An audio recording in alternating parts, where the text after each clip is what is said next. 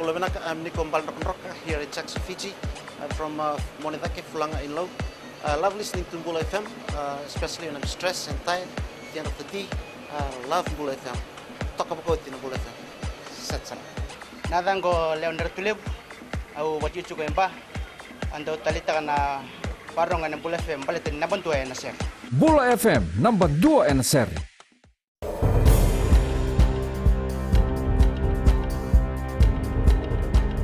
Ni sambulu binaka, sa ikoy na pagleleka ni nonde tukutuko ng bungin dinday.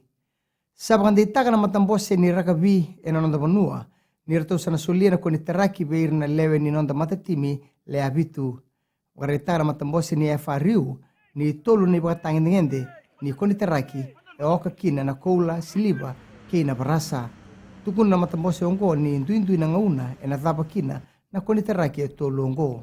Marau tahu lebu nandari bablithi ni matatimi ni Fiji Babas cho sabo na itukutuku ongo. Na maka nandari bablithi ni nanda matatimi le abitu Gareth Beiba ni rana kontara kita ki lebu tale na dorbo ena lomo ni ambaki ongo. E kuria ni nandua na kau lebu tale ena solia ni rong ongo. Pira tu na dorbo ena kena sangai merawati nanganga ena muni madha ongo. Rauta ni ndua na undolu walu na rau ono sanga buluka dhiwa na leo ni bonua. Era pagailia na non rambula ena buku ni mati ni suka ena rua na embaki saoti. Waritaka na minista ni mbula Rosie Akbar na tukutu ongo. Ena ngaune taboda kina na bula ni tiku mbula kina bako kwa yango e suba ena mataka ni kuwa.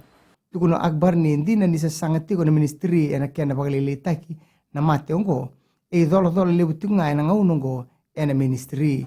E kuria ni ndonu menda nanga rauna na nondambula e na buku ni kena sangai me pagalili taki na mate ongo. Era so tawa tingai na ngauna ongo na pakai tiku e be reisi na lenga ni wai. Unga beir na pakai tiku e na banu ongo era toki mai na mbaki saoti ka sianga ni resebukei e na buku ni wai. Waritana pun lewani matambosi ni wai e na nonda banua o pete rabai ni ndendre saratiko na kia nando banonroi na wai e na be banu ongo.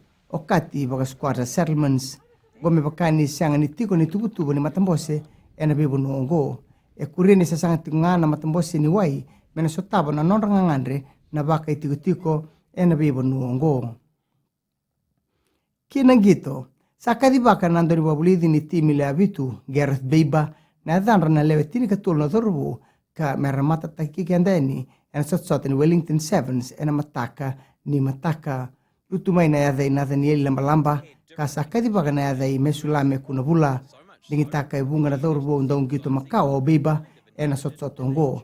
Goe oka kina o amenoni na sila alifereti beto kani e bate morabo bou.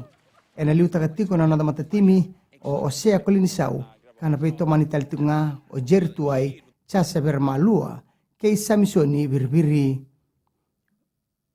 Mai dhawe kiri na pagleleka ni nonde tukutuku na kene kuri e rauni na sema e na sitesi na Mbula FM kena Radio Fiji 1.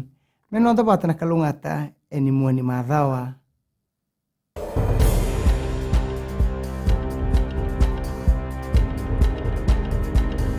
Sa arnayana oya wo chonen rut tele mai buni moli rakita kira.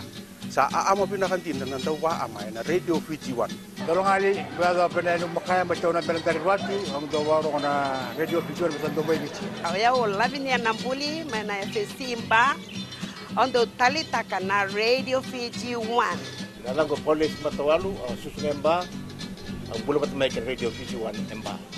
Na Radio Fiji 1 nandumay biti na bonga ni BNN.